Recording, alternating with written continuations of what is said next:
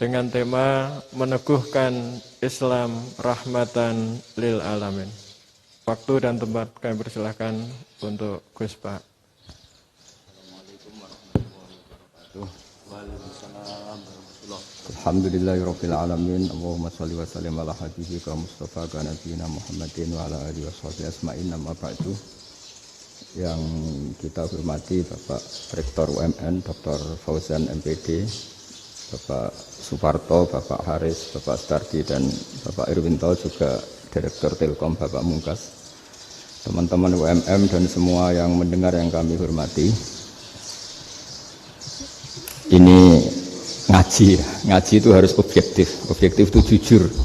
Jadi bisa saja korbannya ayah saya, bisa rektornya, bisa semuanya, tapi korban dengan makna yang bagus. Karena di antara saran Al-Quran, Allah ngendikan kalau belajar atau mencari nasihat atau mencari kebaikan apa saja, itu diistilahkan walau ala anfusikum awil walidaini wal aqrabin, meskipun ketentuan itu merugikan kamu. Jadi ketentuan apapun yang merugikan kita harus tetap kaji, meskipun itu tidak menguntungkan kita. Karena banyak problem, mulai dulu sebenarnya problem itu. Orang yang wakam da'in yadda'i annahu da'a ilallah, tapi hakikatnya yad'u ila nafsi. Jadi banyak da'i yang mengklaim dirinya mengajak ke Allah dan Rasul, tapi sebetulnya hakikatnya mengajak ke kelompoknya sendiri. Saya ini termasuk kiai yang masih orisinil. Artinya orisinil gini, suatu saat atau kapan saja saya kok sudah tidak laku jadi kiai, asal Islam jalan tetap seneng. Karena nggak penting yang populer saya apa enggak, itu tidak penting. Yang penting agama ini tetap jalan. Sama, negara ini harus jalan siapapun presidennya.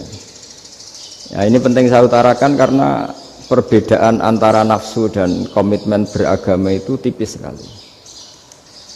Sehingga dulu pernah ada cerita, ini bukti keadilan Rasulullah SAW. Pernah suatu saat Nabi itu ngaji, yang ngaji seperti ini. Terus ada pemuda dengan cueknya ngelewati masjid yang sedang dipakai Nabi ngaji. Singkat cerita semuanya ngomel ya, bergumam.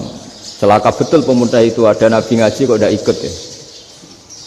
Tapi Nabi secara besar hati ngendikan, ini ada di beberapa kitab di Fadhailul Kasbi, keutamaan kerja. Kata Nabi, pemuda itu mau mencangkul di lahannya.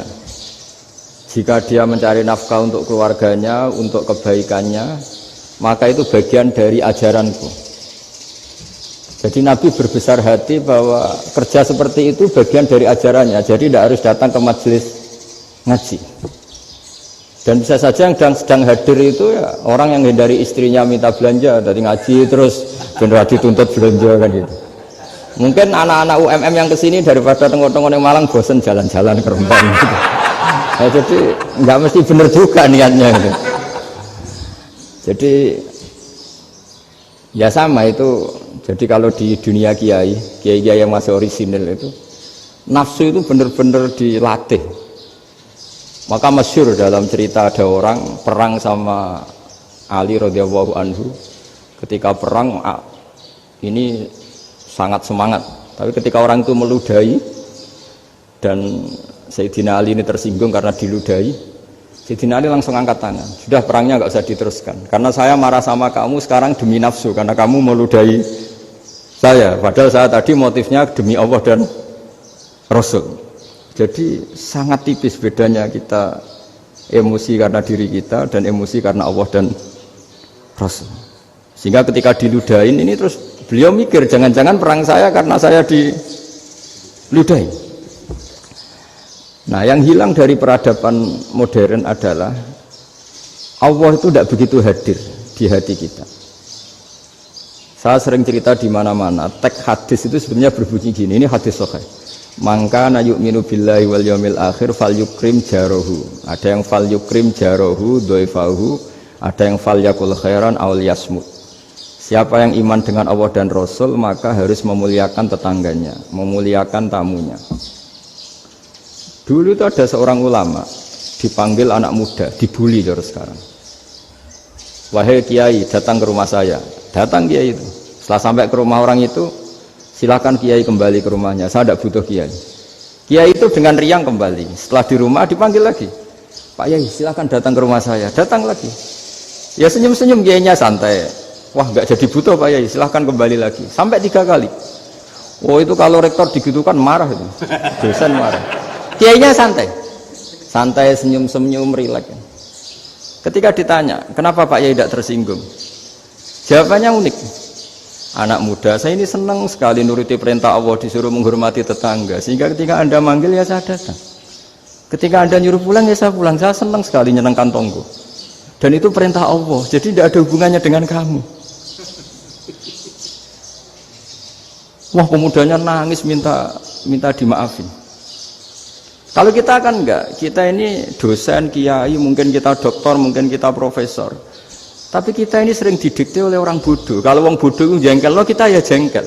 Lo kamu jengkel, dijengkelkan orang bodoh itu namanya terdikte. Itu bodoh apa pinter? Wah itu tidak pinter sama sekali. Kalau betul-betul kamu pinter, hanya bisa didikte oleh Allah Subhanahu wa Ta'ala. Jadi antara hukum Allah apa? Wa ahsin man asa'a ilaika, berbuatlah baik sama orang yang berbuat buruk sama Anda. Itu dikteannya Allah. Kalau dikteannya orang-orang bodoh kayak dimangkel ben mangkel, terus kamu mangkel. Itu bodoh apa pinter? Nah, problem kita kekinian adalah wong pinter wong bodoh itu podo-podo bisa didikte oleh sekelilingnya.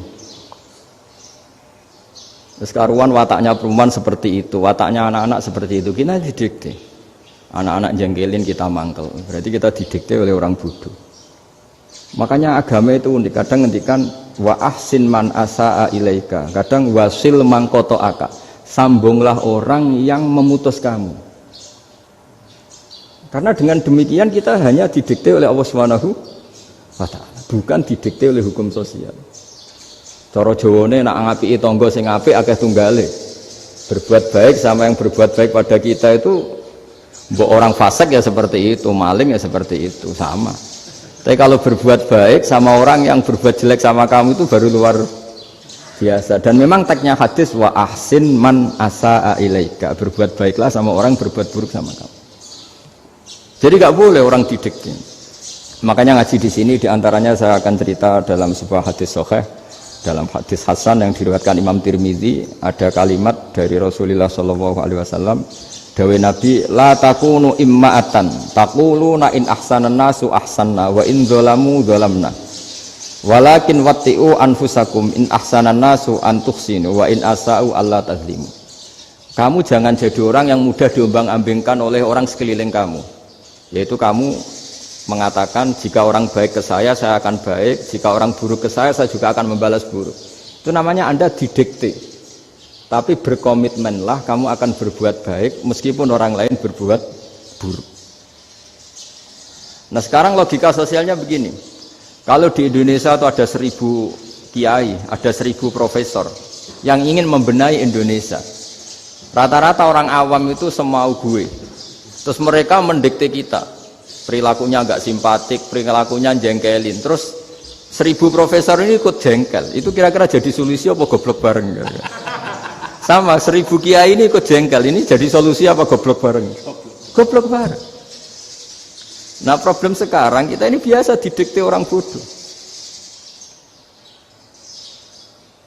Nah makanya ciri khas orang muslim itu kata Nabi, mangkana yu'minu billahi wal yaumil akhir. Jadi baik tetangga karena perintahnya Allah dan Rasul. Pentingnya apa? Bedanya karena berbuat baik ini perintahnya Allah, mbok tonggo apik lah kita tetap apik karena perintahnya Allah dan Rasul. Begitu juga dengan hubungan dengan istri, dengan anak. Bojomu lagi cerewet lah ya tetap apik. Karena dengan cara itu kita hanya tunduk kepada Allah dan Rasul. Tapi kalau kamu, istri saya kalau baik ya saya baik, kalau enggak ya enggak. Berarti Anda didikte oleh perilakunya dia. Itu latihan, ya kalau dalam bahasa pondok, latihan jadi wali itu yang paling berat. Nabi itu kalau sama orang munafik itu sabarnya Masya Allah. Padahal Nabi berso kalau orang itu orang munafik. Karena dengan cara seperti itu, bahwa kebaikan Nabi pada seseorang itu atas perintahnya Allah dan Rasul, bukan atas nama servis. Kalau Nabi hanya baik kepada Abu Bakar, itu mungkin orang bilang, wis adune wong Abu Bakar baik sama Nabi. Tapi kalau Nabi baik sama orang munafik, Abdullah bin Ubay bin Salul, itu kalau nggak perintahnya Allah dan Rasul itu nggak bisa. Nah ini cobalah berlatih seperti itu, sehingga kita tidak mudah didikte. Ya saya ulang lagi, nggak mudah apa? Didikte. Maka di antara kebaikan Allah dan Rasul adalah bahkan orang dolim saja diberi jatah rahmat. Makanya tadi seperti mukadimah yang dibaca Pak Haris tadi, agama ini rahmatan lil alamin. Orang yang dolim saja dapat jatah apa? Rahmat, apalagi yang soleh. Nah kemudian yang perlu dicatat, kenapa kita menjadi enjoy dengan Islam? Islam itu adalah agama yang tidak didikte oleh materi. Jadi kalau Anda ingin makan enak, mungkin kalau pikiran kebanyakan orang, anak-anak muda yang milenial, yang gaul, ingin makan enak ya makan yang disukai. Misalnya sate atau bakso Malang atau apalah. Kalau orang-orang yang jadi wali gak gitu cara berpikir. Ini yang masih orisinil. Ditanya, ini dunia baru kesulitan makanan, baru resesi. Cara makan enak gimana? Jawabannya lucu. Ya gampang, idamuhu alju. Idam itu lauk. Kalau kamu ingin makan lauknya paling enak apa? Alju. Kamu harus lapar banget. Sampai kalau puasa itu melihat tempe itu wah luar biasa. Tapi kalau kamu nggak puasa, air putih itu nggak menantang. Tapi kalau puasa, tempe air putih itu menarik dan Anda tetap lahap. Apa? Karena lauk terbaik adalah alju, yaitu lapar. Lah tapi kita ini enggak. Kita ini kayak orang bodoh. Kayak orang bodoh tadi, profesornya makan nyaman ya kalau sesuai selera. Nah itu kan sama dengan anak-anak ABG. Anak ABG itu makan lahap ya kalau yang disukai. Lalu bedanya apa ABG sama profesor? Kalau cara berpikir masih sama kan itu. Kiainya juga gitu. Kiai makan enak kalau yang disukai, kalau enggak ada. Lalu bedanya apa kiai sama orang awam? Orang awam juga gitu, makan lahap ya kalau yang disukai. Nah ternyata perilaku kita ini yang pintar sama yang bodoh sama mas.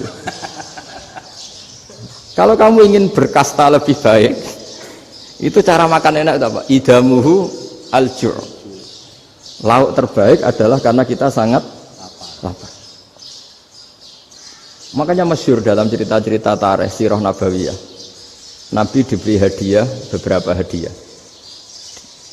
Di antaranya ada yang diterima, ada yang enggak. Termasuk yang dikembalikan itu dokter. Ada seorang raja memberi hadiah Nabi dokter Tobit. Itu sama Nabi dikembalikan karena dokter ini sudah lama kumpul Nabi itu gak pernah sakit. Akhirnya dokter ini putus asa, ini gak perlu diobatin. Ketika ditanya kenapa ya Rasulullah engkau gak pernah sakit, karena kita ini kaum, kita ini komunitas masyarakat yang tidak akan makan kecuali lapar, dan kalau sudah makan berhenti sebelum kenyang. Jadi sederhana sekali pengobatan zaman itu. Sebagian besar penyakit itu pasti disebabkan kita ceroboh dalam hal makan. Sudah ngerti kalau durian masalah, kalau makan durian itu enggak kehitung gitu. Apalagi kalau gratisan itu tambah banyak itu. Pola tidur juga gitu, kata Nabi, dan kita tidak tidur kalau tidak sangat ngantuk. Nah, itu namanya orang-orang soleh yang sudah tidak didikte materi. Kalau yang didikte materi kan bisa tidur nyenyak kalau kasurnya enak, AC gini-gini. Sebenarnya enggak, tidur enak itu ya kalau sangat ngantuk. Mbok di gudang, mbok di bis, kalau sangat ngantuk ya semuanya ya enak. Sama, mbok lapar, mbok hanya tempe, tapi kalau sangat lapar itu ya enak. Nah ini ilmu yang mulai hilang, ilmu-ilmu yang mulai hilang. Nah, cara ibadah juga gitu. Kita ini kan, saya ini punya bapak kiai, mbah kiai. Punya guru yang sangat alim ya seorang Kiai Maimun. Itu dulu kita pengkaji ilmu itu tidak pernah tahu bedanya NU dan Muhammadiyah. Karena dulu Mbah Darwis itu Kiai Dahlan itu dulu ngajinya bersama Mbah Hashim ketika di Indonesia yang ngaji Mbah Soleh Darat. Mbah Soleh Darat itu dulu ngajinya sama buyut saya ke-6 namanya Mbah Soleh Asnawi di Kudus. Mbah Soleh Darat itu dulu alim-alimnya orang Jawa ya Mbah Soleh Darat, Soleh bin Umar. Tempatnya di Semarang, tapi beliau itu sebenarnya orang Jepara yang dekat Kudus. Setelah di Mekah, Mbah Hashim ini mondoknya, mulazimnya ke Syekh Mahfud Termas, tapi sesekali ke Syekh Khotib Minangkabau. Nah yang Mbah Ahmad Dahlan lebih sering ke Syekh Khotib Minangkabau, sesekali ke Mbah Mahfud. Singkat cerita, karena Syekh Khotib Minangkabau sudah modern ya, terlibat organisasi dunia. Pas itu beliau pengagum Muhammad Abduh, pengagum Rasid Ridho, sehingga bawaannya Mbah Dahlan itu lebih pergerakan karena beliau lebih mengidolakan Syekh Khotib. Nah Syekh Khotib sendiri sebenarnya orang Minangkabau. Jadi beliau namanya Muhammad saja sebenarnya. Jadi menantunya orang Arab. Oh itu dicibir mertuanya ini karena punya mantu orang Jawa, orang ndak Arab. Singkat cerita terus si mertuanya bilang gini, kamu jangan pernah bilang kalau orang Arab itu mansa kanal Arab, orang yang bertempat di Arab. Walakin man takallama bi arabiyyin fasihin, tapi orang bisa ngomong Arab secara fasih. Singkat cerita, kalau kamu tidak percaya, nanti suatu saat menantu saya kalau Jumatan, tidak usah kamu kasih tahu, langsung suruh jadi khotib. Nggak usah kamu kasih tahu, sarannya tidak usah kamu kasih tahu. Kalau sekarang kan enggak. Kalau dosen mau jadi khotib kan mengumpulkan materi dulu. Lucunya di antara materinya itu dari TV, makanya jadi ribet kan khutbah sekarang. Kalau musim corona ya akan ngomong corona, musim apa yang ngomong apa. Jadi lagi-lagi didikte oleh media. Sebenarnya kalau ngomong kan sesuai kebutuhan umat, ini obatnya apa, tapi nggak sesuai trending topik, itu kan kayak anak-anak gaul. Ini dokter kok gitu kan aneh. Singkat cerita si khotib ini nggak dikasih tahu, saya Muhammad tadi nggak dikasih tahu, langsung disuruh khutbah. Fatakallama bikalamin fasihin, dia ngomong fasih sekali, bahkan ngalah-ngalahi fasihnya orang Arab asli. Semenjak itu beliau dapat gelar al-khotib, orang yang cakap berpidato berkhutbah. Makanya terus dia Syekh Khotib Al-Minangkabau. Jadi orang Indonesia itu luar biasa. Dulu yang namanya orang Indonesia di Arab Saudi itu dihormati sekali, karena yang kesana itu pasti ulama. Sudah alim di Indonesia kesana, termasuk Mbah Ahmad Dahlan, Mbah Hashim dulu karena sama-sama muridnya Mbah Soleh Darat. Lama-lama yang kesana itu TKI TKW itu ya mulai agak dibully. Dulu Syekh Nawawi di antara ijtihad yang dihormati itu beliau mengkritik nyuwun sewu orang yang kan orang biasanya normalnya kan muji orang mati syahid. Hebat orang mati syahid itu hebat gini. Oke, kita sepakat orang mati syahid itu hebat. Tapi kata Imam Nawawi dengan syarat niatnya itu li'ila'i kalimatillah dan itu bawaan takdir. Seorang lagi itu bawaan takdir, harus mati di medan perang. Tapi tidak boleh seseorang ini niat perang tapi niatnya supaya syahid. Karena kalau begitu berarti dia berniat supaya menjadi maktulal kafir, orang yang dibunuh orang kafir. Kedua, dengan dia mati berarti pasukan Islam berkurang. Berarti dia ingin pasukan berkurang, hanya ambisinya dia ingin langsung ke surga. Misalnya pasukan orang Islam itu 10, orang kafir 10. Kalau kamu ingin syahid berarti mati 1 kan, tinggal 9 kan. Nah kalau yang seperti itu 10 kan mati semua. Gara-gara ingin syahid akhirnya perangi rapati tenanan, benang mati, benang mlebu swarga. Kata Syekh Nawawi, ya enggak. Kalau kamu perang sama orang kafir ya niat menang. Dengan niat menang ini kamu ingin li'ila'i kalimatillah. Tapi kalau kamu ingin syahid berarti kamu menuruti keinginan nafsu kamu nang cepat masuk surga. Itu orang Arab kagumnya bukan main. Karena di mana-mana orang itu dinilai dari niatnya. Paham ini ya? Tapi perang loh ya, dalam kondisi perang, bukan teroris. Perang itu artinya orang kafir yang ingin bunuh kita, itu perang namanya apa? Perang. Dulu orang cerita syahid itu hanya pokoknya syahid itu hebat, pokoknya syahid itu hebat.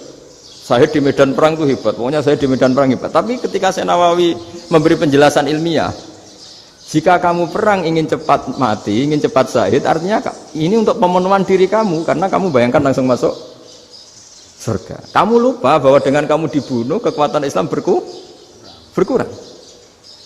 Akhirnya beliau memberi penjelasan, syahid itu bagus, itu sebagai takdir. Hanya takdir itu kita perang yang ingin menang, tapi takdirnya mati. Jangan dibalik, oleh perang rapati tenanan, benang mati, namun bu. Itu yang pertama, termasuk ulama yang pertama memberi penjelasan itu Syekh Nawawi. Akhirnya melahirkan kekaguman yang luar biasa dengan tafsir Munirnya itu. Terus beliau itu orang yang rileks kalau menjelaskan ilmu. Ini ya juga guru-gurunya Mbah Hasyim, Mbah Guru sama Mbah Hasyim sama Mbah Ahmad Dahlan Syekh Nawawi. Jadi dulu yang alim di Arab itu ada Syekh Nawawi, ada Syekh Khotib Minangkabau, ada Syekh Bakir Jogja, ada Syekh Mahfud Termas. Itu orang Indonesia banyak sekali yang alim. Bahkan di antaranya yang dikagumi Al-Azhar itu juga orang Indonesia, nama Syekh Abdul Manan, itu mbahnya Syekh Mahfud Termas. Itu pertama ada duta besar Indonesia di Mesir, itu termasuk barokahnya Mbak Abdul Manan tadi, itu juga orang Indonesia. Jadi pemahaman ulama Indonesia itu khas, termasuk ketika memaknai apa? Syahid. Ketika memaknai apa? Syahid. Itu unik. Ketika Syekh Nawawi diuji dulu itu yang namanya ulama diuji dulu oleh 100 ulama. Jadi dulu ya ada kompetisi. Imam Bukhari diakui jadi ahli hadis itu diuji oleh mi'atu muhaddisin, 100 orang ahli hadis, sanad dibolak-balik, matanya dibolak-balik, tapi beliau tetap bisa mengembalikan proporsi sanad itu. Syekh Nawawi pernah diuji gini. Ayul afdol al ulama awe salatin. Keren mana ulama sama raja atau sama orang-orang kaya, sama penguasa? Ya keren ulama. Terus dibully sama orang. Tapi setahu saya banyak ulama yang antri di rumahnya raja. Tapi saya tidak tahu melihat raja antri di rumahnya ulama. Kan kebanyakan kan mungkin ustadz atau kiai yang antri ngajukan proposal kan enggak. Nah, kalau raja kan enggak pati itu, malah enggak usah antri, kiainya sudah nyambut sebelum datang. Jawabannya lucu Syekh Nawawi itu, dan yang tanya itu langsung diam. Ya karena ulama itu tahu fungsinya uang, sehingga cara nyari sampai seperti itu. Sementara raja-raja itu tidak tahu fungsinya ilmu, makanya tidak pernah sowan ulama. Gitu. Sehingga, jadi ya dianggap enteng saja. Ulama kan tahu fungsinya uang, tahu untuk pondok, tahu masjid. Sementara raja tidak tahu fungsinya ilmu. Jadi itu khas Jawa ya, khas Jawa, khas Indonesia. Apa-apa yang menurut orang banyak dengan tanda kutip itu buruk atau baik, itu orang Jawa menafsirkan tuh gampang saja. Sehingga semenjak itu Jawa itu dipandang betul. Saya punya kitab namanya Qadayal Haji wal Umrah. Itu terbitan Hayatul Ulya Arab Saudi, milik Wahabi. Itu diantara fatwa yang dipakai untuk solusi muskilatul haji, problem-problem haji kekinian. Itu fatwanya syekh-syekh yang dari Indonesia. Termasuk Syekh Khotib Minangkabau, Syekh Nawawi Banten, Syekh Bakir Nur Jogja. Misalnya begini, dalam fatwa-fatwa yang menyulitkan kita ya, sampai sekarang jadi perdebatan. Ketika Safa dan Marwah itu dengan batas tertentu, saya ulang lagi dengan batas tertentu. Mau tidak mau atas nama kebutuhan, itu kan butuh perluasan. Karena kalau naik turun itu mudah disepakati ulama. Jadi misalnya gini ya, saya punya tanah seluas ini. Pasti orang akan mengatakan sampai bawah ya tanah saya, sampai atas tanah saya. Itu mujma' alaih, itu disepakati. Sehingga Nabi ngendikan al-Ka'bah min tuhumil ardi ilas sama Ka'batun. Ka'bah sampai ujung bumi sampai ke aras semuanya Ka'bah. Sehingga tidak ada perdebatan ulama ketika Masjid Haram ditingkat, kemudian yang di atas sholat. Tetap dia menghadap Ka'bah. Tidak harus diluk melihat di bawah enggak. Karena Ka'bah sampai langit. Sama, tanah Anda kamu tingkat sampai 10, enggak ada tetangga protes. Karena bawah sampai atas tanah Anda. Tapi kalau diperluas,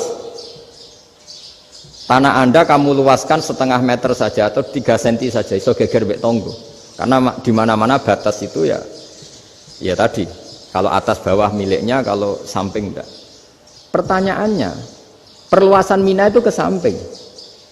Perluasannya Matof yang Mas'a itu juga ke samping. Geger kan ulama dunia. Bagaimana hukumnya Mina Jadid? Mina yang diperbarui atau Mina yang diperluas. Itu diantara rujukan baik yang membolehkan maupun yang menentang. Itu ya syekh-syekh Indonesia. Itu orisinal tuh. Saya punya kitab orisinal terbitan Hayatul Ulya, kira-kira ya kemenaknya Arab Saudi kalau di Indonesia itu. Itu yang dirujuk dawuh Syekh Nawawi, dawuh Syekh Khotib Minangkabau. Karena apa? Ada logika khas Jawa.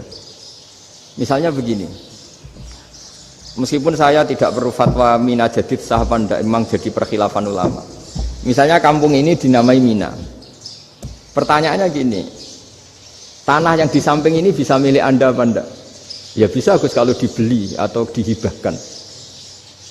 Berarti tanah di samping Anda menjadi milik Anda karena ada proses pengambil alian lewat beli maupun hibah. Nah masalahnya ini negara itu berhak menganeksasi atau memasukkan ini sebagai mina. Itu ulama Jawa kalau ditanya, alasannya apa?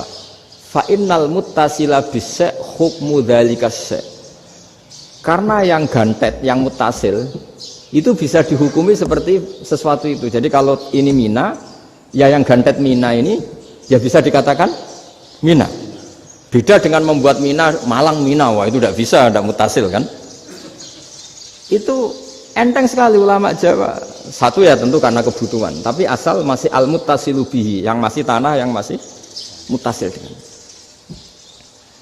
Nah ketika perluasan mas'ah antara sofa dan marwah kan misalnya ini batas luasnya sofa, ini batas luasnya marwah. Lalu atas nama kebutuhan, sofa marwah itu sampai sini. Sampai agak meluas ke sini.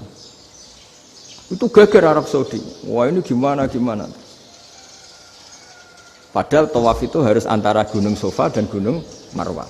Sa'i itu ya. Tapi kalau istilah Quran memang tawaf sama-sama. Makanya apa? Inna sofa al-marwata min sa'airillah faman hajjal baita wa i'tamara fala junaha alaihi ayyat tawafati. Nah, jadi kalau istilah sa'i di Quran itu masih tawaf.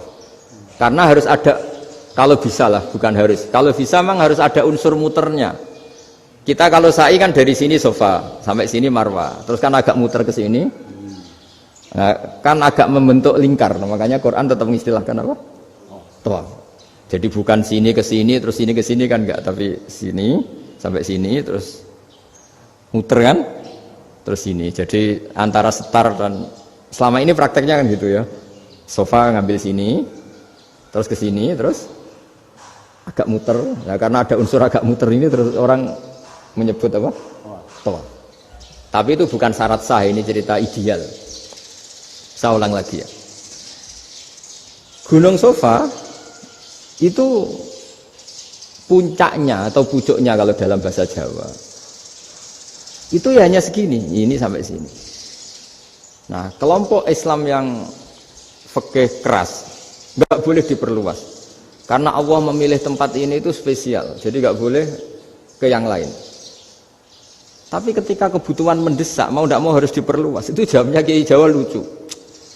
Gunung sing ketok itu sing dhuwure tok, sikilane luwih hombo. Jadi karena kita kan gunung kan bentuknya gini. Nah sofa yang kecil itu yang atasnya, tapi sikilannya sini kakinya lebih luas. Jadi boleh perluasan asal tidak melebihi kakinya. Ya dihitung ya lebih luas. Jadi Kiai Jawa itu kayak wong delok gunung Penanggungan, kayak gunung Arjuna. Di mana-mana puncak gunung itu lebih kecil timbang kakinya. Artinya diperluas ini bukan berarti tidak di sofa dan tidak di, itu khas Kiai Jawa. Jadi jangan kira orang Jawa itu tidak hebat sekali. Termasuk perkembangan hotel di Arab Saudi. Itu dulu sebelum ada hotel, buyut saya kelima atau keenam dulu haji, namanya Badur Rahman. Itu kalau mau ingin apa ya, menghindari terik matahari itu masuk gua. Itu masuk gua itu hanya separuh badan, kakinya di luar. Jadi jangan bayangkan kalau gua di Indonesia kayak gua Akbar di Tuban orang bisa masuk jalan-jalan, enggak. Gua di Arab itu kayak cepitan batu, tidak sampai masuk. Sehingga kepalanya dimasukkan, kakinya masih kena matahari, saking panasnya Arab Saudi. Sehingga dalam bayangan hijrah ketika Nabi bersembunyi di gua apa? Sur. Itu kata Abu Bakar, kalau orang kafir melihat kakinya pasti melihat kita karena nggak bisa masuk penuh. Jadi orang itu mau dempes tok. Sehingga ya kira-kira luasnya gua ya paling segini. Makanya guyonannya kiai-kiai itu untung nggak kayak gua Indonesia. Kalau kayak gua Indonesia laba-labanya capek karena luas sekali. Jadi jangan bayangkan gua Arab tuh kayak gua Indonesia. Makanya bayangannya andai kan orang itu melihat ke bawah pasti melihat kita karena orangnya nggak bisa masuk penuh, nggak bisa masuk 100%. Ya kayak cepitan batu lah mirip. Itu kan mirip Gunung Uhud. Gunung Uhud kata Rasulullah nanti kalau kamu perang itu di atas, menang atau kalah di atas. Musuh biar di bawah. Dengan di atas kamu bisa manah. Jangan bayangkan kayak Gunung Merapi, kayak Gunung Penanggungan. Lah kalau Gunung Penanggungan manah ke bawah yang leyang kan? Jadi gunung di Arab itu kayak bukit. Ya sampean pernah kan ke Uhud itu ya sama ini aja tinggi ini kan? Nah ini yang mulai ada mis. Makanya nerjemah itu susah di Indonesia. Karena jabal itu udah harus tinggi. Kalau tinggi nggak bisa manah dari atas ke bawah kan nggak ngefek kan? Sampai kalau ke Uhud gunungnya kan pendek sekali sehingga yang manah dari atas ke bawah ya kalau kena musuh ya celaka karena memang dekat. Ya kalau gunung Indonesia manah dari atas ke bawah yang ngeleyang nggak ngefek. Nah itu susahnya nerjemah bahasa Arab ke kita. Jadi apa ya? Transkrip itu nggak gampang karena ada pengertian yang beda. Kita kalau bilang gunung itu tinggi sekali. Lama-lama yang di Indonesia ini orang-orang yang bodoh. Sehingga orang Jawa kalau ke sana dibully, ya Jawa tak kuluh kaya. Orang Jawa itu penggaweannya itu makan ular. Karena belut itu kalau di kamus itu persis ular. Dulu itu kan kamus tidak full color. Gara-gara gak full color, gambar belut sama ular itu sama. Belut itu belut sama ular kalau nggak full color gambarnya sama apa enggak? Sama. Terus orang Jawa itu kan masih banyak yang makan bajing itu apa? Ketupai. Bajing kalau digambar tidak full color sama dengan tikus. Gambar yang tidak warna. Hitam putih. Sehingga kita ini dibully pemakan tikus dan pemakan ular. Karena belut itu persis ular kalau digambar yang tidak full color. Sampai datang Syekhona Khalil, datang ulama. Ngarang kitab ya judulnya Al-Belut. Karena enggak terima bangsanya dinyek makan apa? Ular. Terus dikarang. Wal belut hayawanun bakhriyun terus ya isu fi kadza wa kadza. Itu beda dengan al-hayyah. Itu diterangkan. Mulai bisa nerima. Terus sistem hotel juga gitu. Sampai tanyakan dalam sejarah dulu orang Sedayu ada namanya Syekh Mukhtar. Syekh Mukhtar bukan bikin rumah besar yang siapapun orang Indonesia haji itu nempat di sana. Nah ini yang menginspirasi akhirnya ada hotel. Dulu Syekh Mukhtar hanya menyediakan untuk hujat-hujat Indonesia. Lama-lama jadi hotel. Nggak mau saya mau cerita. Kata Mbah Mun sering cerita. Kenapa wa ma arsalnaka illa rahmatan lil alamin, kata Mbah Mun, Allah itu pasti bikin ulama yang tidak produk Arab itu pasti ada. Kalau orang Arab jadi ulama wajar, bahasanya Arab, domisilinya di Arab. Tapi Allah akan selalu bikin ulama yang tidak bangsa Arab. Imam Ghazali itu Tus itu Persia. Imam Bukhari itu kira-kira kalau sekarang ikut Uzbek. Ya. Imam Bukhari itu kalau negara sekarang ikut mana? Uzbek. Kenapa demikian kata Mbah Mun? Karena Allah sudah ngendikan wa ma arsalnaka illa kafatal linnas. Manusia semua ini kena khitabnya Islam. Kalau tidak ada ulama yang dari berbagai negara, kesannya Islam itu hanya milik orang Arab Saudi. Makanya Allah selalu bikin ulama-ulama yang bahkan tidak Arab. Termasuk Imamul Muhaddisin, yaitu Imam Bukhari, itu orang Uzbek, orang Rusia lah kalau sekarang ikut Uni Soviet dulu. Imam Ghazali itu orang Persia.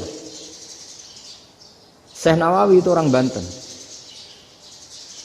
Karena Allah ingin memaklumatkan bahwa Islam ini untuk semua. Sehingga orang yang tidak Arab pun bisa belajar Islam. Yang alimnya itu nggak kalah sama orang apa? Arab. Makanya ini PR ya. Kalau Gus Dah Ploso nanti ngendikan suatu saat orang belajar Islam itu bahkan orang Arab pun bisa belajar ke Indonesia. Kalau orang Indonesia bisa alim betul kayak dulu. Sekarang banyak liga antar ulama. Itu orang Indonesia pasti masuk. Ulama-ulama top dunia. Itu pasti orang Indonesia banyak yang masuk. Karena tadi, ketika orang Indonesia baca kitab, itu orang Arab itu kagum. Kok bisa tidak bahasanya baca secara benar? Bukan sekedar bisa baca secara benar. Karena memang dilatih sedemikian rupa di pondok-pondok. Makanya kita semua lah, yang alim di Indonesia itu kemana-mana ya pasti alim.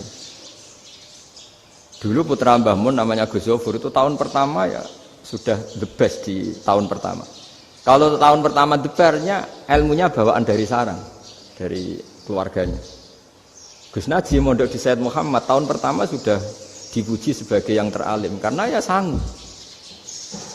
Kalau dipujinya tahun ketiga, tahun keempat kan mungkin dapat dari sana. Ini tahun pertama. Saya ulang lagi tahun pertama. Karena pengajaran di Indonesia itu luar biasa di pondok-pondok ini. Makanya kalau dalam anekdot pondok itu cerita-cerita lucu itu. Ada orang Jakarta ngaji, setelah di kelas itu pelengahan terus. Melihat jendela, lihat pintu terus. Lama-lama gurunya marah. Kamu diajarin kok enggak punya sopan. Melihat pintu terus enggak memperhatikan guru. Anak Betawinya jawabnya lucu. Habis Pak Guru bohong. Kenapa ya? Kamu Pak Guru bilang Ja'a Zaidun, Zaid datang. Tak lihat enggak ada yang datang. Setelah itu contoh nasab kan ro'a itu Zaidan. Saya melihat Zaid. Saya enggak melihat Zaid. Contoh ketiga yang jer kan maror tu bi Zaidin. Saya berjalan ketemu Zaid. Pak Guru diam di situ enggak jalan-jalan. Jadi saking detailnya Indonesia dia cari. Kalau rofa Ja'a Zaidun. Kalau nasab ro'a itu Zaidan. Kalau jar maror tu bi Zaidin. Nah si murid Betawi ini karena pertama sekolah, ngiranya gurunya itu cerita, Zaid datang. Makanya dia lihat pintu terus, mana katanya datang kok enggak datang-datang. Nah, dengan latihan seperti itu, kemungkinan orang Indonesia salah itu kecil karena memang dilatih betul. Saya ulang lagi karena memang dilatih betul. Sehingga ketika orang Indonesia ini yang cerita seorang wartawan. Ini kisah nyata. Kali ini tidak anekdot, kisah nyata. Ada wartawan internasional meliput Ramlah. Ramlah itu di Gaza, ya, di Palestina. Wartawan Indonesia ini hanya bisa bahasa Inggris. Dijak ngomong bahasa Arab. Terus dia bilang saya tidak bisa. Saya tidak bisa. Saya bisanya ngomong Inggris. Tapi apa yang terjadi setelah sholat? Si Indonesia ini jadi imam pakai sholat jariah lagi. Baca bismillah benar, bismillahi jar karena mudhof ilaih. Terus ketika iktidal ya benar, Rabbana lakal hamdu mil'us samawati wa mil'ul ardi benar. Ketika tahiyat ya benar, at-tahiyatul mubarakatuh sholawat. Sama orang Arab ini diambungi. Orang Arab kalau senang orang itu dicium. Kamu tawaduk, sebenarnya kamu itu ahli bahasa Arab. Karena orang Indonesia sekali sholat itu nggak ada yang salah. Meskipun benarnya karena hafalan, tapi bagi yang ahli nahwu itu hebat. Misalnya kita kalau ngapalkan kan bismillahi, bismi jar karena ba, Allahi jar karena mudhof ilaih, ar-rahmani jar karena sifat, ar-rahimi karena sifat, alhamdu rofa karena mubtada, lillahi jar karena ada huruf jarli, robbi jar karena sifat. Sebetulnya tidak karena pinter, tapi karena hafalan. Tapi orang Indonesia hebatnya itu benar terus. Rabbana lakal hamdu. Ya kan, alhamdu rofa, terus mil'us samawati ya rofa karena sifat. Sehingga terus orang Indonesia kalau sholat di Timur Tengah itu dipuji. Karena makhrajnya ya benar, rofa nasobnya juga benar. Nah itu di negara lain tidak ada, enggak Indonesia. Orang Cina itu sering bikin marah orang-orang Arab. Karena kalau dongo itu enggak fasih kayak orang Indonesia. Orang Indonesia kalau dongo ya Allahumma tohir qalbi. Orang Cina ini yang jadi guyon di Arab. Allahumma tahir kalbi gitu. Itu kan bedanya jauh. Itu orang Arab pertama membiarin. Lama-lama kalbun entak gitu. Maksudnya asu-asumu gitu. Karena dia bilangnya qaf itu kaf. Jadi kalau Allahumma da'wa tohir, kalau aturi nyucekno panjenengan kalbi ing asu ingsun kan. Tapi kalau qalbi itu ati ingsun, tapi kalau kalbi anjing ingsun. Bedanya qaf sama kaf. Ana Arab ya kalbun entak. Asu-asumu maksudnya kan. Tapi padahal orang Cina itu bareng dilihat teksnya ya pakai qaf. Orang Indonesia enggak, mulai kecil dilatih, sak fase-fase. Sampai ya sulit betul latihan Fatihah itu. Kalau di Kudus malah sampai 3 bulan Fatihah. Sampai at-tahiyyatu, kurang lagi, kurang bersih. At-tahiyyat sampai gitu. Sampai ada cerita itu orang dipanggil maftuhin itu enggak melengak, harus maftuhin. Baru melengak. Tapi barokahnya itu orang Indonesia kalau dongo memang benar-benar Allahumma tahhir qalbi. Ya Allah sucikan hati kami, bukan tahhir kalbi. Karena sekali jadi kaf itu maknanya anjing saya. Ya Allah sucikan anjing. Jadi ini orang Indonesia. Jadi kata Mbah Mun, dawuh Mbah Mun, illaka fatal linnas, bahwa agama ini milik semuanya. Itu diantara bukti Allah menghendaki atau mendesain Islam seperti ini, orang yang belajar di Indonesia itu pengetahuannya Islam, pengetahuannya tentang Islam itu tidak kalah sama yang belajar di Al-Azhar, sama yang belajar di Arab Saudi. Makanya ini PR-nya UMM, PR-nya IAIN, PR-nya UIN. Bisa enggak sealim mereka dalam bahasa Arab? Nah, bahasa Arabnya mau man anta, ana zaidun. Jangan sampai, karena kita di sana ini kadang dibully. Orang Arab tuh kalau bully kita, sampai tak kasih cerita. Itu ngawurnya Masya Allah. Kata dia, ada anak orang Indonesia haji. Si anaknya orang Indonesia yang dijotos sama anaknya orang Arab. Dijotos, dipukul. Sehingga cerita terus si orang Indonesia enggak terima, anaknya yang orang Arab dipukul. Yang balas bapaknya. Orang Arab tanya, lima ada dorobta ibni, kenapa kamu mukul anak saya? Itu orang Indonesia baca, wah aku sudah. Jadi hanya bilang gitu. Artinya anak saya dihada ya maka tak ada. Arabnya gitu. Anak saya dipukul maka saya balas mukul.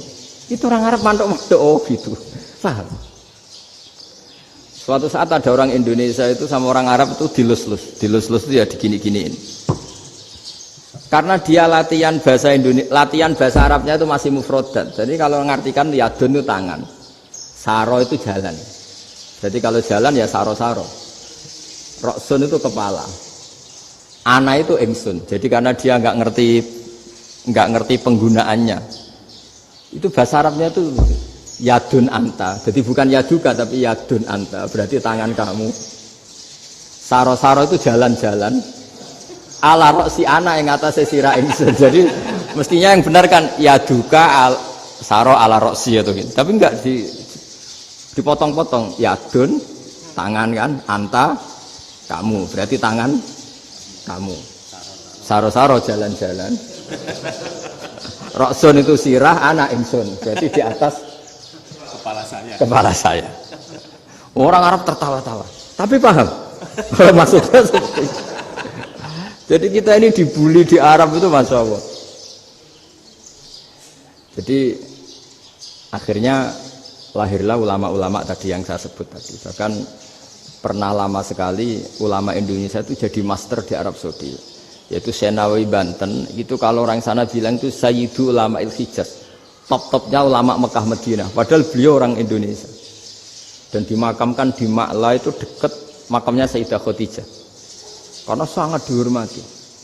Nah, di antara sebab dihormati adalah ketika orang memahami syahid, maknanya pokoknya maktulal kafir. Syahid itu adalah orang yang kalau perang itu mati di medan perang. Itu Imam Nawawi merinci secara detail. Kalau dia perang supaya tujuannya mati syahid cepat ke surga, berarti dia nuruti hadzun nafsi, ingin cepat ke surga. Tapi dia lupa bahwa dia dengan terbunuh pasukan Islam berkurang kekuatan.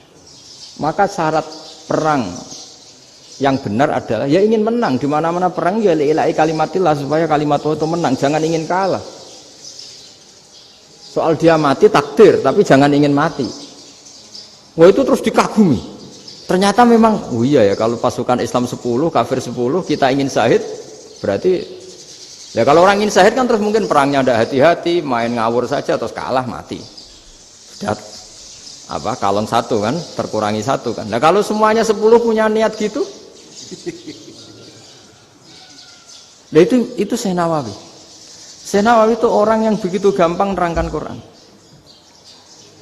Bahkan ketika orang Arab kesulitan ngartikan famathaluhu kamathalil kalbi intahmil alaihi yalhas atau tatrukhu yalhas.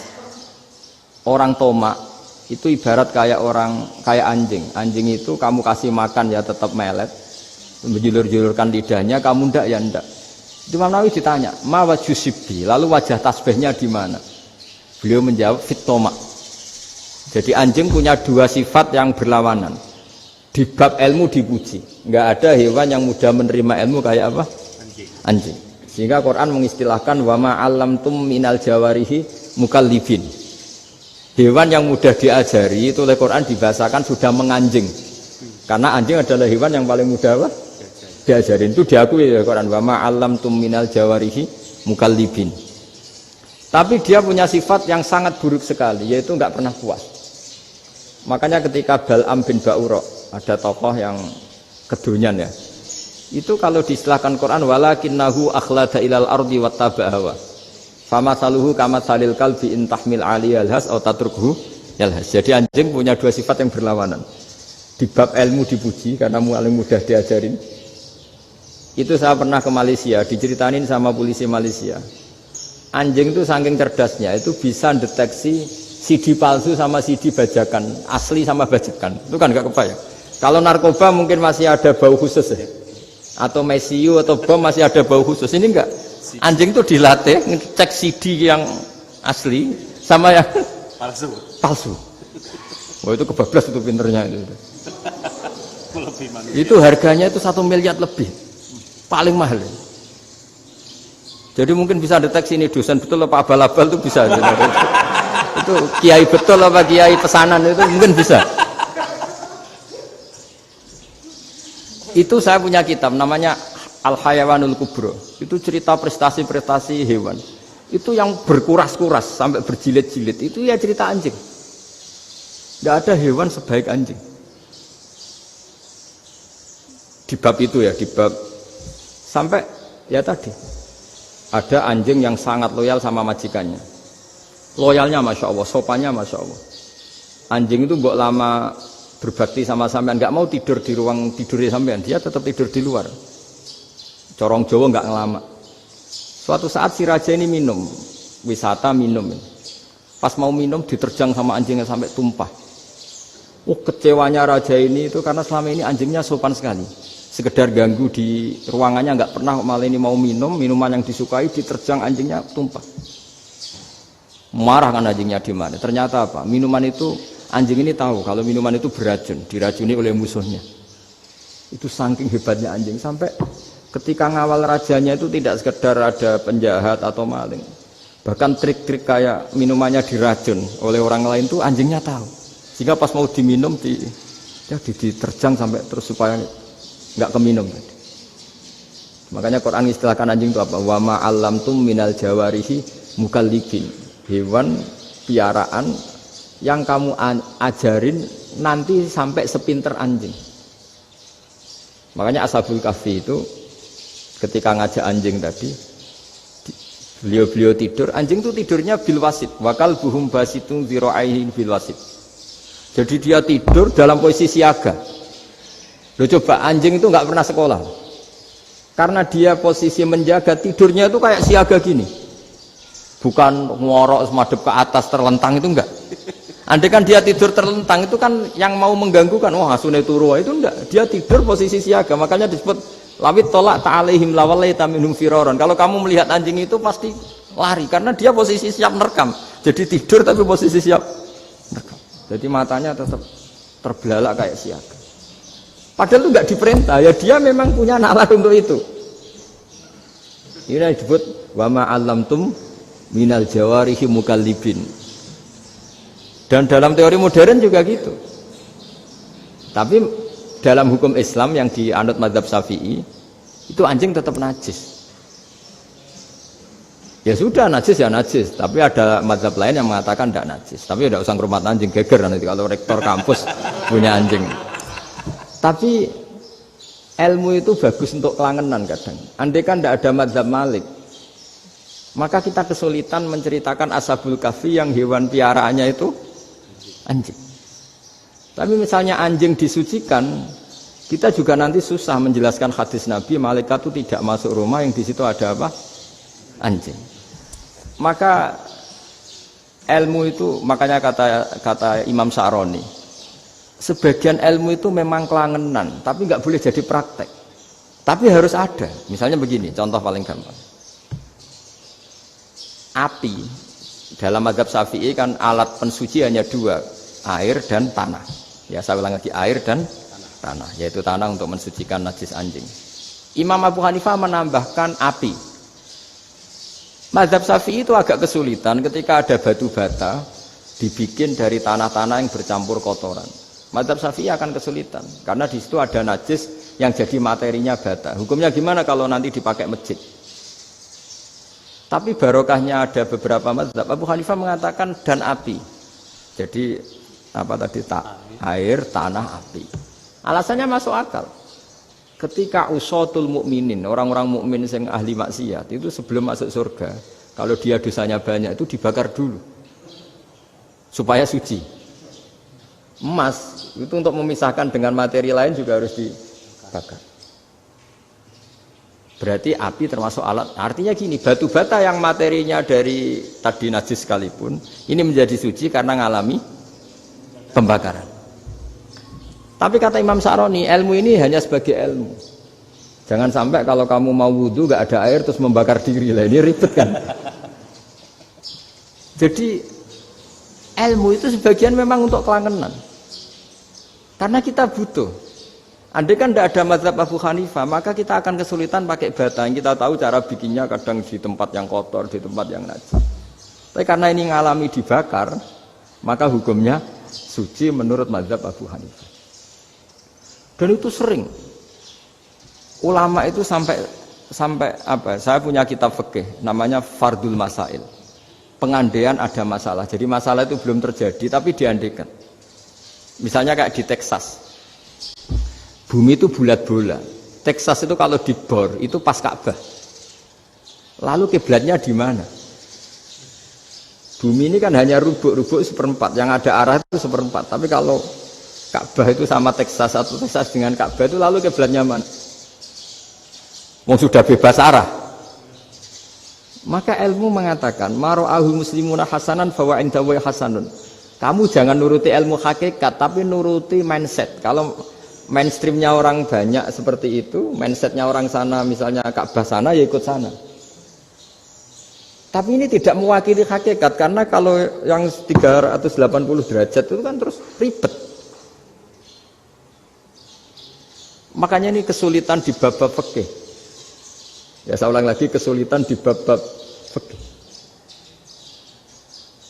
Makanya fikih itu selalu bicara, misalnya gini, ada orang sholat. Saya ulang lagi. Setelah salam pertama dia kentut, itu sholatnya batal apa enggak? Itu lama berdebat.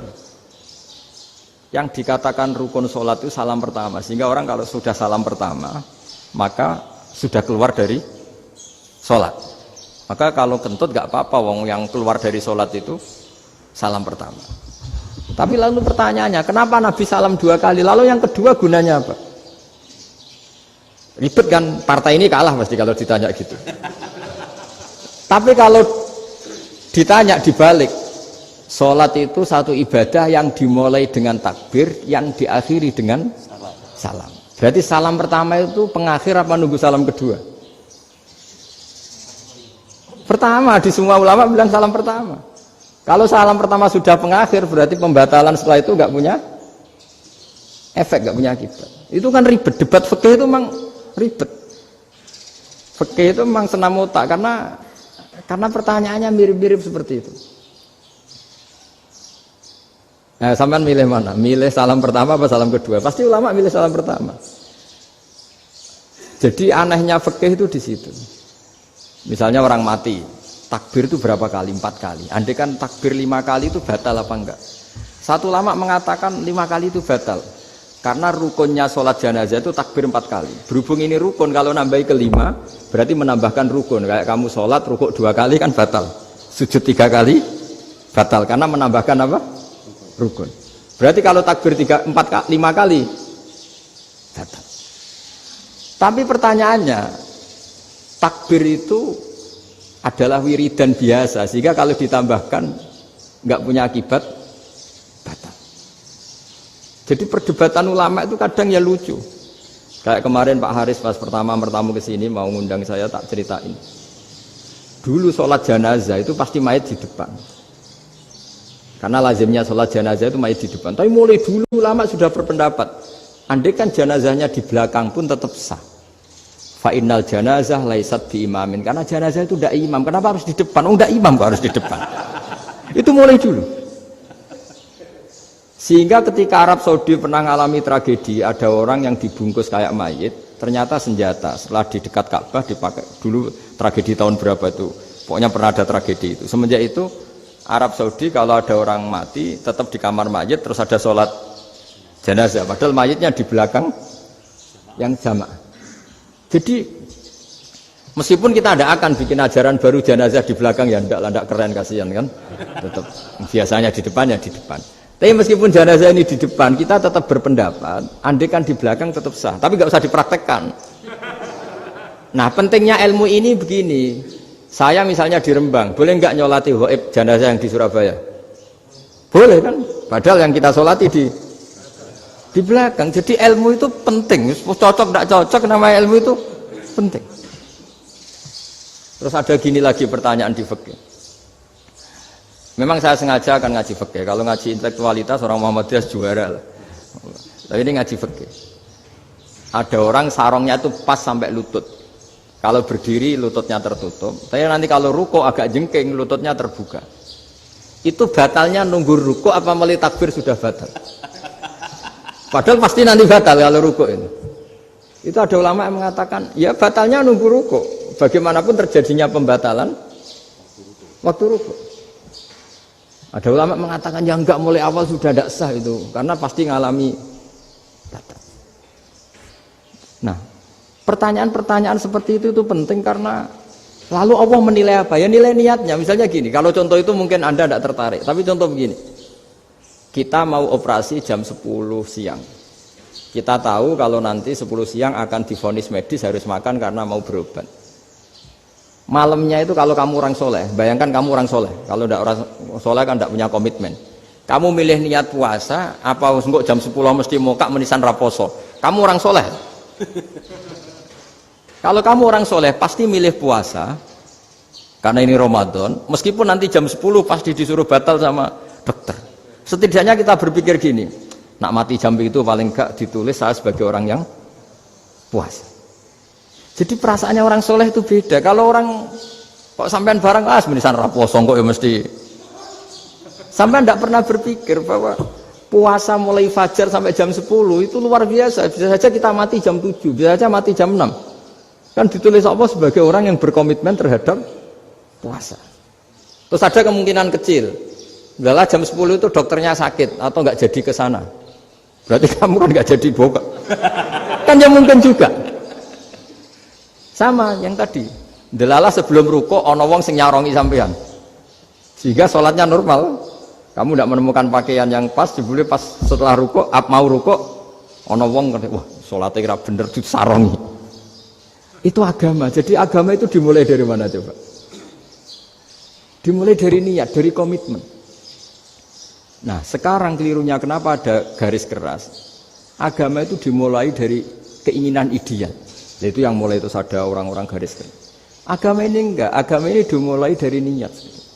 Sampai ada kaidah agama la yudraku kulluh la yudraku kulluh. Kalau tidak bisa ideal jangan ditinggalkan sama sekali. Tapi orang enggak, sekarang bayangkan Islam itu ideal. Pemimpinnya ya soleh, masyarakatnya soleh, enggak ada maksiat, enggak ada apa. Dan apa ilmu? Kalau secara ilmu mulai dulu ya ada orang dolim, ada orang soleh. Nabi kurang baiknya. Di angkatan itu ya ada orang munafik. Sehingga ulama itu sudah berpendapat ideal itu piye? Zaman Nabi saja ada orang apa? Munafik. Itu ilmu. Kalau nuruti kelangenan inginnya dunia ya steril, gak ada maksiat, gak ada apa. Dan agama itu diciptakan Allah itu memang unik. Calon Nabi misalnya, Nabi Musa itu sing rumah tuh Fir'aun. Ketika Nabi Muhammad lahir sing ribet manitia ini Abu Lahab. Orang dosen UMM. Coba. Karena Allah ingin memaklumatkan ke kita bahwa agama ini akan hidup di kondisi apapun.